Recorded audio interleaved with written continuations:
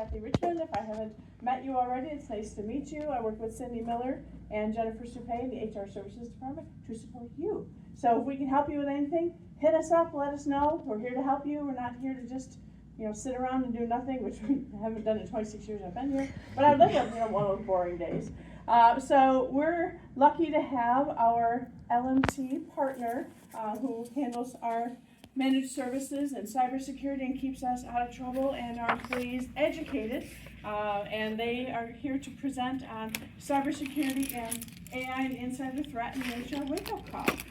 If you need it during our presentation, restrooms are straight out the door. Emergency exits are here and here. We won't have any problems, but just want to make sure you know that. So I'm going to introduce you to Christian Foster, who is our VCSO contact, and again, keeps us out of trouble and aware of what all the scary things are that are going on in the world of IT. Thank you very much, Kathy. Since we're kind of a small group today, I want to lay a couple ground rules for how we'll work together. First, there's a question section at the end, but this is meant to be pretty interactive and really tactical for you guys. So if there's something that you're interested in exploring more, by all means, just put a hand up. We can talk about it. We don't need to save all questions for the end. That said, I'm really, really excited to give this talk because HR is far and away the best sensor that I can find outside the technical scope of what I'm allowed to look at. So I'm really excited to put this in your guys' hands because this is exactly where I would want to put it for being able to connect that human side to the technology side and the massive delta of what just happened with AI and the evolving situation that's becoming. So, any questions before we dive in? One in the back. Would you like to hold questions to the end or take them during the presentation? Nope, take them during the presentation. Beautiful. So have at it. All right, so our plan for the day, first identifying the massive problem that AI has become already, and just putting some numbers around the degree of badness. Second, I want to talk a little bit about the before and after. Third, we'll get into the different faces of the ways that insider threats have become really empowered once you add in the layer of AI. Some of it you'll kind of see from the before and after, where there's a lot less of a technical barrier and some other things. But I want to get into more specifics, how things are actually emerging as real problems that we've seen and addressed and been able to help other companies through. HR in the kill chain. When cybersecurity engineers are working through how do we avoid these bad outcomes, the language for that for us is these kill chains, these moments where we can create off-ramps and prevent the big bad from actually detonating. You guys have several touch points in that I really want to focus in on where those feelers can live and how to use those in ways that can prevent the bomb from actually going off. And then lastly, what good it looks like. I want to give you guys some tactical things that on Monday morning you can bring home and actually do in your organizations. So you have a pretty straightforward checklist and set of outcomes that you can do to actually start bringing that risk down and bringing things more into the fold of where you want it from an organizational perspective. So, diving into it, this is a bit of a good news, bad news slide. First off, that is a massive price tag now that we've seen some incidences that have AI-empowered insider threats actually happening. The good news is that the sample set for the companies that are in here, the 354 companies that responded to this that actually established what that price tag was, are much bigger than this entire room put together.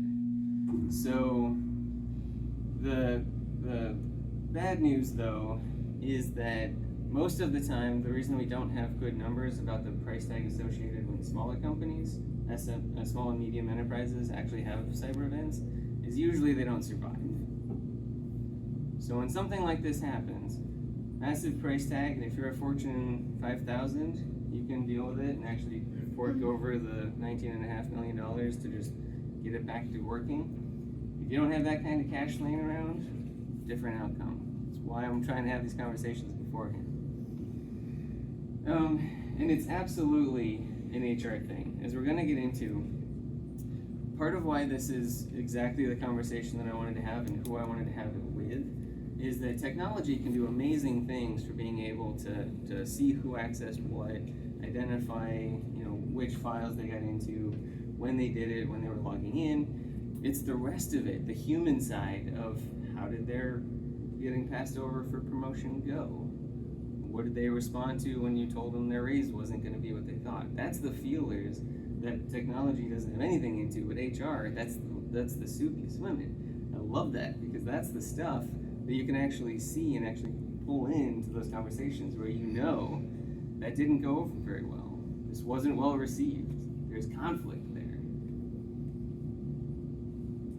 So the breakdown piece, and this is a bit of a sneak peek to the different kinds of threats that we'll see in a second, but the average annual per organization, this goes back to, we have a record in time of how much these incidences cost in the before and after. With the after AI, this number has absolutely gone up a ton. And as we can see, the biggest chunk by far is negligence. They literally just don't know any better. To them, it's a normal course of business. They're just checking a terms and conditions box that they obviously didn't read. Like, we know this, and yet that's where the majority of this comes from. So, diving in a bit to the before and after for AI specifically. We've all interacted with different tools that have different capabilities, and we've seen the things that they can do in a contributive way. We know what that looks like.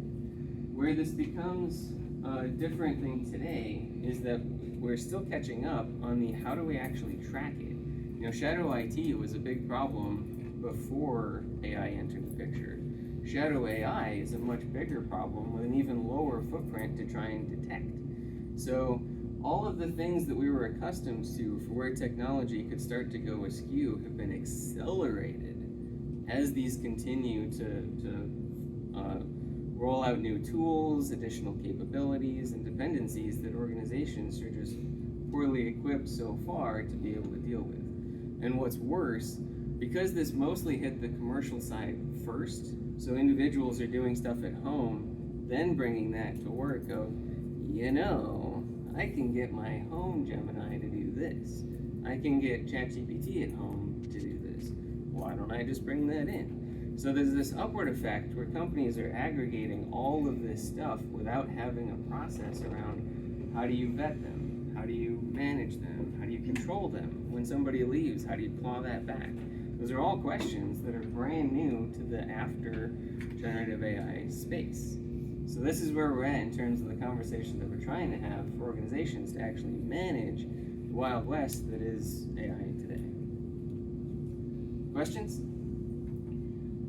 Have you noticed a difference between just like Gemini and ChatGPT that's just kind of free and it's there asking you to use it versus, I pay, every month to use mine. So do you notice a difference between the free tools versus the ones that people are paying for? Absolutely. There's two differences that are really, really important for organizations, and one difference for people. The two that the organization cares about is, if you're on the free tier, you are the product. So there's no privacy policy, there's no guarantee that they won't use your training data. If it's free, they say they are going to use it, full stop. If you don't want them to use it, use a different one.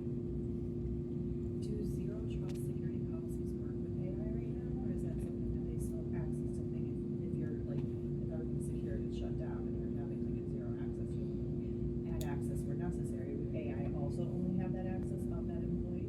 For the moment, no. Yeah, extra fun. The second thing that the companies care about from the data privacy piece is that free tier doesn't have any of the security functionality like you were just talking about. So even if the AI supports like an SSO login or one of the higher security things, the free tier doesn't. So until you pay and actually become an enterprise plan or team something, that's not available to you. So you don't have the ability to revoke it when somebody leaves, unless you're on that paid plan and can actually pull back that license. And then on the personal side, there are functional differences where businesses get better models, more processor, and the free one that you're using at home is more of the leftover hardware and second tier model because they want you to pay. Good? Okay. So, getting into the way that this actually emerges. These are the biggest 3 buckets I've seen for ways that things have gone horribly wrong for companies. And just sort of the way that those end up becoming espionage and insider threat situations, but mostly didn't. So, these are the big 3 buckets. First off, and by far the biggest, is your accidental insider. They don't actually mean to do harm to the company, but they do by just clicking yes or trying to shave a little bit of time. You know, things that normally we love these people for their willingness to, on the weekend, think through their workflows and try to save a little bit of time. Like, we love that about them. They're very high performers. But they added AI to the picture, and suddenly there's a whole bunch of other things that they're trying, but exposing a bunch of risk that we didn't manage. Second, we've got those people who, for various reasons, have decided that they do want to do harm, and now they can, in ways that they couldn't before AI came onto the scene. And then last but not least, the AI agent itself as an insider. This one can be sneaky and fun, but I have a case study for that one that genuinely, like, the day that it happened, I was like, oh shoot, this is some problematic content. So anyway, questions on this before we move on? All right. So for the high performers, these are the people that are always looking for better tools to be able to do their jobs more efficiently. They're the ones that, you know, have already tried Perplexity and Gemini and compared the notes, and they saw the potential there. And as high performers, they wanted that, so they were trying to find these ways to introduce it to their work. Problem is, they took that exact same test scenario and started applying it to things that they weren't supposed to. So they took the work email and gave it to 4 different AIs to summarize, just so they could compare them, without paying attention to the fact that there might have been attachments, or names, or credit card numbers. That's the thing that they forgot to look at by the time they were in this high-performer space, where they were trying to just connect it, you know, attach it to their Google Drive, whatever it was they were doing. They didn't mean the harm, but by doing that, they created the exposure that the company now has to live with.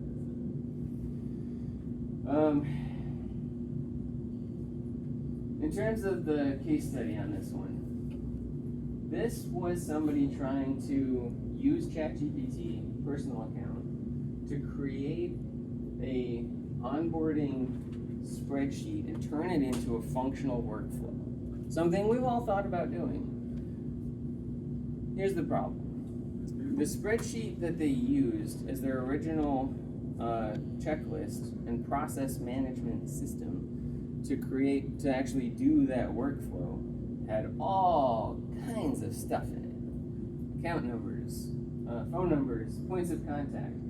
The company had given them Copilot as a tool by which this exact sort of thing should be done. It was vetted, approved by IT, all kinds of good things. But didn't actually work. And because it didn't work, they very obviously went, okay, no problem. What's next? And they moved on. They just kept working this problem until they came up with a tool that actually met the need they had. As a high-performing person, that's what you do. Run into a barricade, go around it. Their go around it was to use something that wasn't approved. And the consequence of this ended up being that there was an external log that they have monitoring for different types of data exfiltration, and those external logs started seeing PII, NPI, all kinds of protected information on that, and it sent up this red flag, but damage done. It's already been uploaded. Those are already in the wind, such as it is. And as you pointed out earlier, because it was a personal account, that does not have a privacy policy. That does not have a DPA, a BAA. None of those are in place. So it's just gone.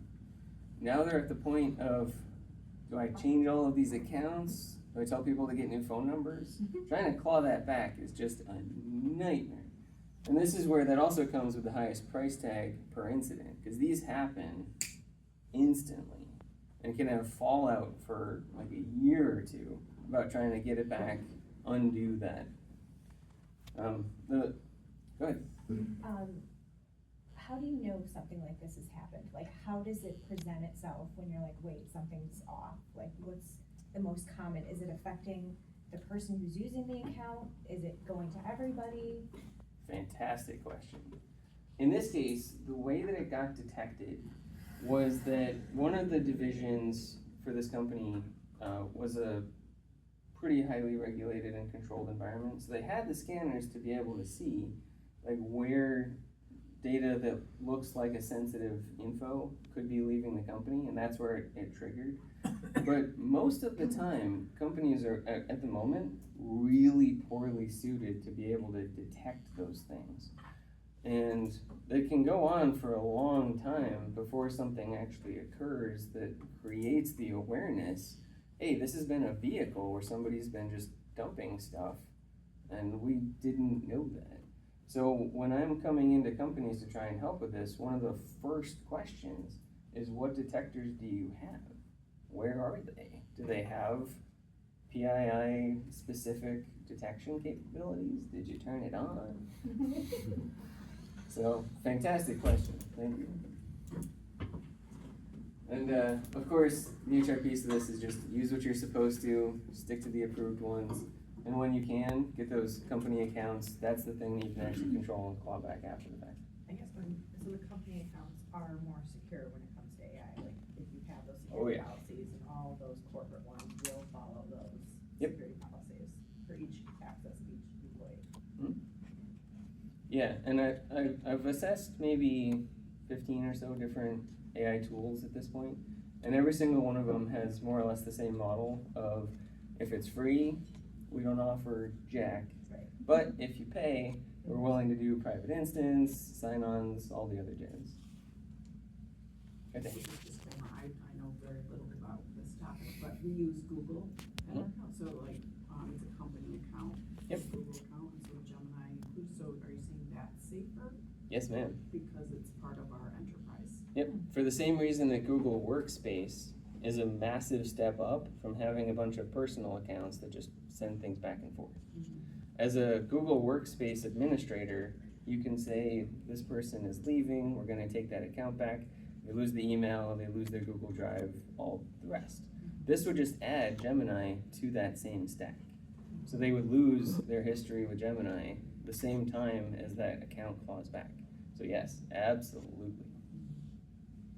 So as an HR person, are you saying that like, because the AI that was approved by the company wasn't helping that individual, they went somewhere else? So as an HR person, would you be like the person that would be like, okay, so we've onboarded this person, we know what their responsibilities are gonna be. When it comes to our AI agent, they need to be able to do X, Y, and Z. And if they come to me and say they can't do something, I'm gonna come to you, IT person, and say you need to give them those permissions so they can do their job, rather than look outside? Yeah. Okay.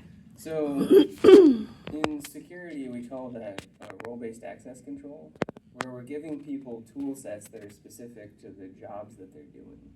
So if they're wanting to use Gemini for image creation and they're in marketing, great, that makes perfect sense. If you're in finance,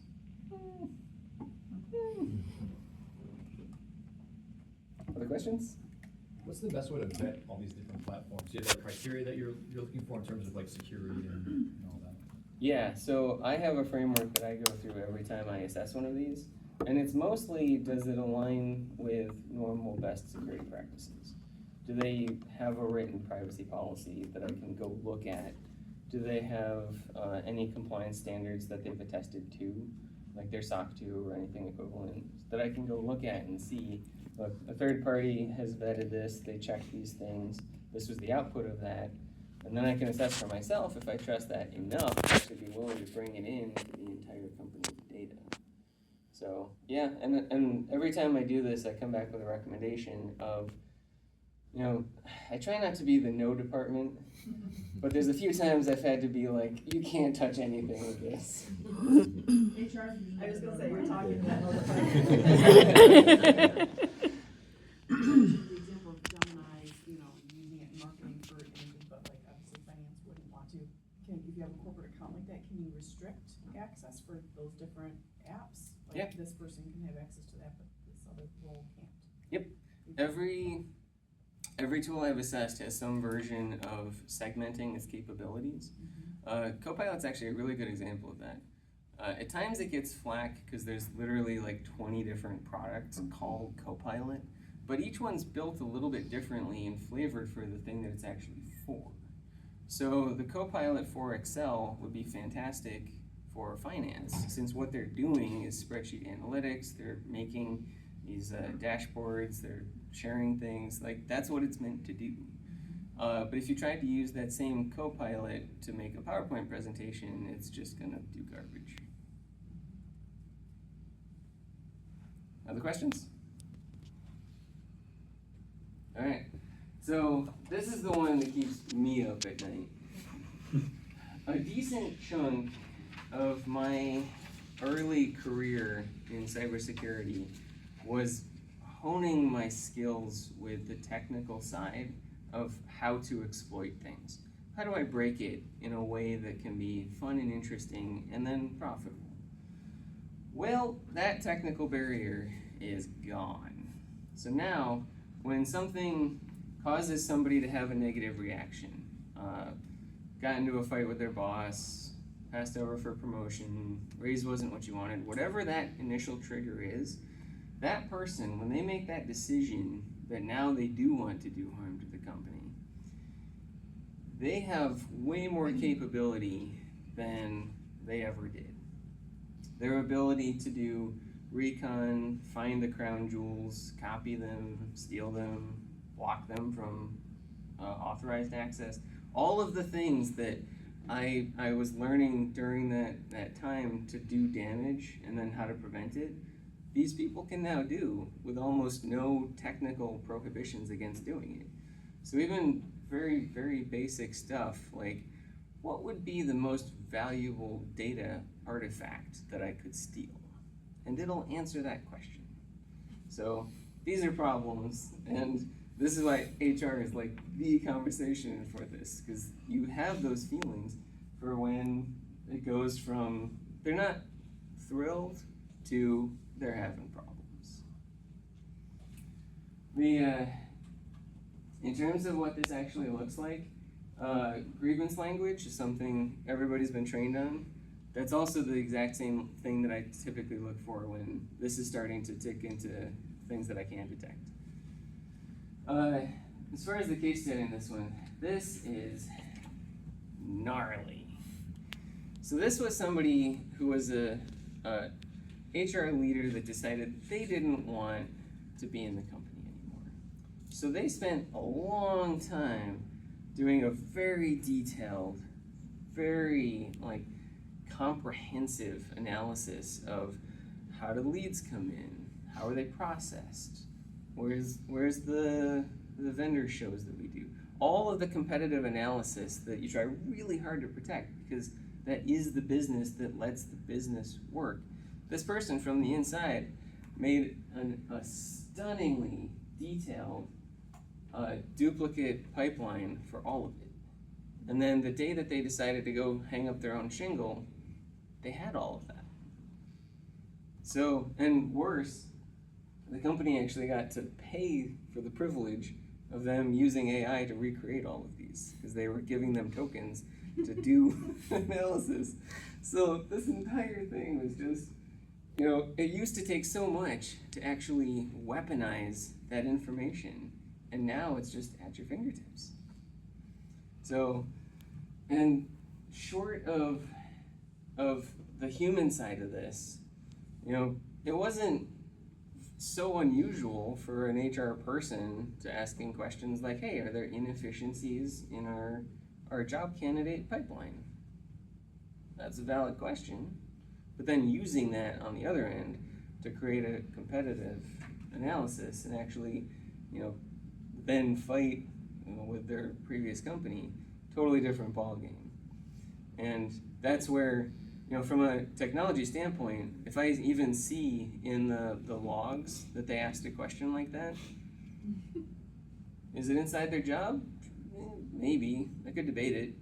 But the HR person above them, knowing that they were dissatisfied, that this was a person that does not have the company's best interests at heart, that's something that becomes more of a context to the conversation, where I can see the logs of what they said. Knowing how to interpret that, what that means for that person, and where they're at psychologically, totally different ballgame. And that's where, as a technology person, I don't really have any sensors. So it falls on you guys. Questions? Go ahead. Isn't that also where like a really close partnership with security and HR could be useful? Like maybe some more meetings and like communication and everything to keep in line with all the stuff that's coming out so quickly? Yes, absolutely. And the more, we'll get to this kind of at the end, but you're spot on. There's a punchline in this, which is conversation is really the solve for all ills on this side, which is just being able to talk to people. So you can go to your security person and go, I'm not sure, but I've got some concerns. Can we just talk about, see what's going on and just add to the resolution of what state this person is in? Do they need help? Are they disgruntled? Those are the conversations that no one party can have. But when you start adding the context of their manager and IT and HR, you can start to gain that specificity that can help you to tell the difference between something that you don't need to worry about or you really, really do. If anybody's ever been in corporate counterintelligence, there's a really fun moment where, in this exact same vein, somebody that was complaining about the raises never being enough magically buys a boat for $90,000 in cash. You might want to look at that. How long before my AI emails my boss and says, this is going, how much time do I have before that starts happening? Before it's sharing, my AI is going all day, every day. It's got a whole list of stuff it's doing for me now while I'm here. So it's constant conversations, and it may be asking for clarification about things, and not that it's information I shouldn't have, but if there's a tone, a feeling of being really frustrated with something, when is Claude gonna tell my boss that Melissa's bad? I feel like that's coming. Yeah, so for the moment, never. Right. Which is part of the problem. There's really no, and this is actually something that as a society we're still kind of muddling through, but there's really no great answer yet for where's the threshold? Where does this become a problem of maybe it's time for me to put together a summary for somebody's boss. We don't have a good answer to that. One of the kind of nuanced ones, which was one of my early catches from an AI empowered one, was somebody had attached as part of their quality assurance process a sentiment analyzer to the AI's output. So they could tell if it was getting a little salty or that sort of thing. So that sentiment analyzer ended up sending up some flags on the inputs. And then we dug into it and actually found, this person has asked it, to mislead coworkers, abuse certain things, fabricate evidence. This became something that was absolutely an issue because of a fairly innocuous sensor for it being a sentiment that was created. And I've actually done some of that where I have an email that I write and I know it's a little spicy, and then I'll say, bring the temperature down a couple notches.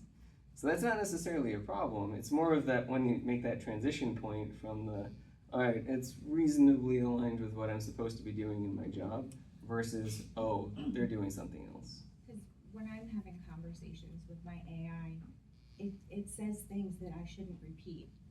We're working with the chamber's Talent Edge.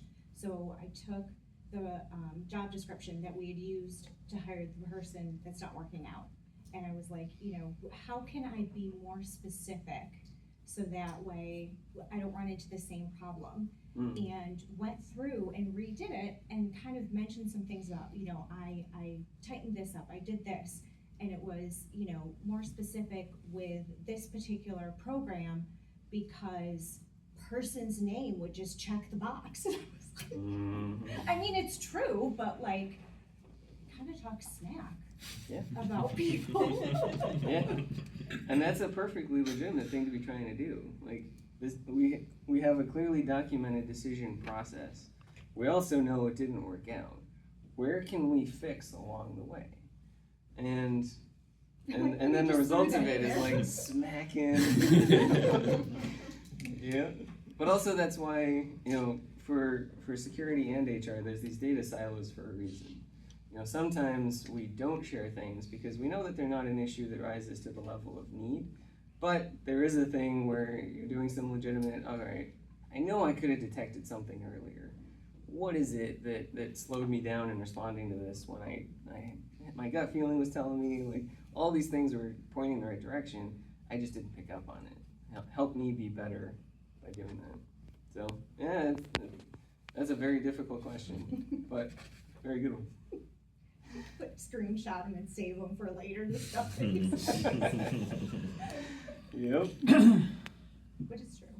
Yeah, it is. All right, our third and final, where the AI itself is the insider. Mostly this one comes down to when permissions weren't properly managed, back to the Google Workspaces lady. These are things where you just didn't check, you didn't quite read as deep as you should have. There were things that it was capable of that you didn't bother to block off before it got to the point of being able to really do some harm. In terms of what this does look like, it's all of the things that IT's been talking about for a really long time. Data classification being a very, very important one. If you say it's confidential, but then never actually mark the document as confidential, it's gonna look at things that it's not supposed to. If you don't actually have your shared drives restricted to the department, then somebody attaches something and they can see all departments. Much bigger problem. So this is more about, you know, you don't need to, and security never gets into the point of having a perfect, all roles are only the people and only the permissions that they can do. We always try for it, we've never got it. That's our version of the more perfect union. So what we do instead is we know the size of the gap and we just kind of chip away at it with the biggest things we can until it gets down to a manageable state. The exact same here. What we're looking for isn't that every AI agent has a narrowly scoped thing and can only do its job. What we're looking for is what are the most egregious ones? The thing that comes out of the box, wide open, open claw, and then actually starts doing things that you didn't authorize. Those are the ones that we want to keep an eye out for. We're keeping the biggest rocks out while at the same time allowing people to have access to what they need to actually do their jobs. You know, back to the point about finance versus marketing, you know, as long as it's approximately correct and we're scoping that correctly, we're on the right track. The real dangerous ones are like OpenClaw, where it's just open all the time. Everybody gets everything by default. Okay, cool. You in business. So this case study was fascinating. Somebody asked a very innocuous question. Summarize upcoming organizational changes. Anybody want to hypothesize how that went? So, some notes about this one in specific. There were people in PIP that were referenced in here about sentiments of how it was going and if they were going to emerge out the other side. There was some heated debates that there were transcripts of at the C-suite level. Actually board level for that one. And there were some findings in due diligence that were some closed-door M&A talks, none of which was marked confidential. So the AI, even though it had been told, don't read anything confidential, didn't matter. It saw all of those notes, all of those transcripts, and went, sure, boss, I got you. The result, catastrophic. Because this was like the biggest internal data leak you could possibly imagine. Every person, the M&A stuff, all of it merged together to just this absolute tornado of chaos. And every department, every manager, every situation was focused on this for like 2 weeks straight, just trying to untangle the show that this turned into. Yeah. So did it just take it upon itself to just look at everything and it's not set up to, you only had access to this? For this one, they had instructed it not to read or do any indexing of confidential records. What they didn't do was actually mark anything confidential. So it read everything. And then when a person asked, So yeah, that's why I say this one was tough. This was a situation that put everyone in the company in a very precarious position instantly. You know, IT, HR, leaders, everybody was having some hard conversations on the fallout from this. Questions for everyone? All right, this is our third and final one. So, back to the kill chain. These are the things that I want to put out there as some touch points that you have. There's a bunch of different things that you guys already, have experimented with different AIs and using it in some ways. We know what the big sensors are in terms of when you're doing your onboardings, your screenings, and I wanted to highlight a bit, and there's a reason these are printouts, that you can take them back with you, as a way that you can still use them in those ways, but in a way that's more risk mitigated and a little more controllable from the organizational standpoint. So you don't give people like me a heart attack when you start doing certain things in your workflows. Questions? All right. So, offboarding gap. This is a huge one that I want to highlight. Back to your point about the personal versus business accounts. As an organization, if the only AI agents you have are the company ones, and you've SSO'd and done all the other stuff, then you can actually claw that back when you're done. The big problem right now, almost every single organization has some that is not controlled by the company. And they don't block that as a data exfiltration thing. So when people are starting to leave, they realize they still have their personal ChatGPT login, and it still works, and it still has the attachments. Ding. That's basically an equivalent to their email inbox walking out the door with them. So one of the punch list items on the handouts is having an offboarding line item for what agents did they have, what do they have access to, can we claw that back? And at times, that has already resulted in a company saying to an individual, I need you to give me your personal ChatGPT account, and I'm going to lock you out of it, and you have to go start another one. Sorry. So, try not to do that. Do this beforehand, not after the fact.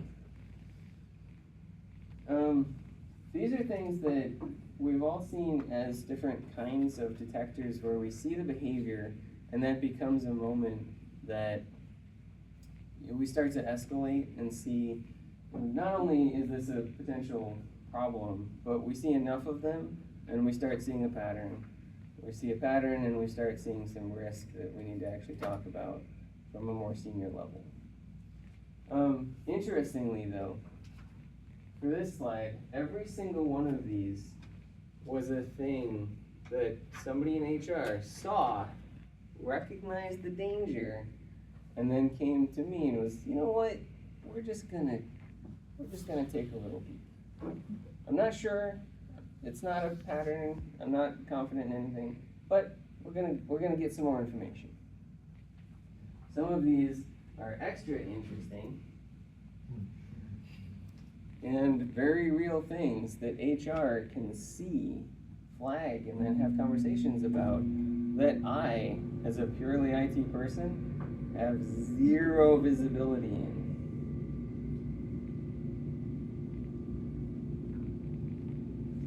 So, the thing that I want as one of the writer-downers in our lovely LMT notebooks is the organizational policy side. Is there an AI acceptable use policy? Do you have the onboardings, the offboardings? Can you scope it? Do you have anything out there that specifically addresses what people can and can't do with it? Have you thought through the role-based side of it, of, you know, if a finance person requests Gemini for image creation, what do we do with that? Do we just approve it because they want it? Do we ask questions? There's a whole slew of it, and this is part of where it's difficult for me to give something that works for everybody. This is so organizationally dependent. Every single company here has a different answer to this question. And in some ways, that's the point.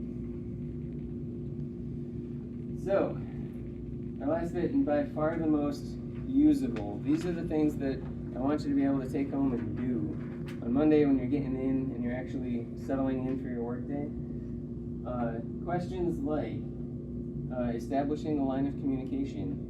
You know, back to your point, who do you actually ask? I'm slightly concerned, and I'd like to see their chat conversation with this agent. Who do you ask? Do you have a person that can actually do that? Did they turn chat history on? There's all these questions that haven't been fielded yet. These are the ones that I want to prioritize from making those checklists and the policies in place to be able to help on the prevention side, but making sure that it doesn't blow up later. Also, these are in handouts, so no need to take screenshots. Just roll these, work through them, figure out where your gaps are, and then you can prioritize those ones. For the actual Monday morning lists, start those conversations with IT early.